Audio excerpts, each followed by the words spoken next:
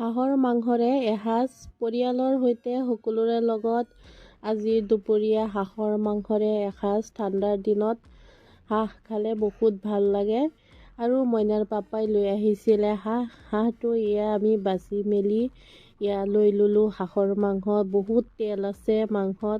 হাঁহত ঠাণ্ডা দিনত বহুত তেল হয়, তো মই বহাই দিলোঁ কুকাৰত হুইচেল দি সিজোৱাৰ পাছত মই আকৌ কেৰাহীত লৈ ভাজি ল'ম।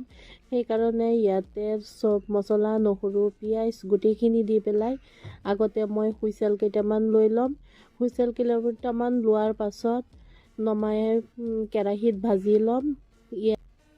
আমাৰ হাঁহৰ মাংস ৰেডি।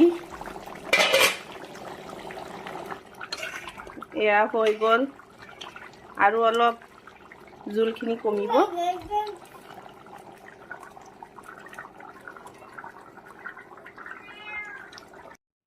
আৰু এয়া মাংস হৈ গৈছে, পূৰা ৰেডি হ'ল। এতিয়া আমি দুপৰীয়াৰ সাজ খাবলৈ বহিম। কাটি ল'লোঁ কেইটামান নেমু আৰু এয়া মাংস আৰু ভাত আৰু অকণমান দালি লগতে বনাই ল'লোঁ। দালি লগতে হ'লে ভাল লাগে।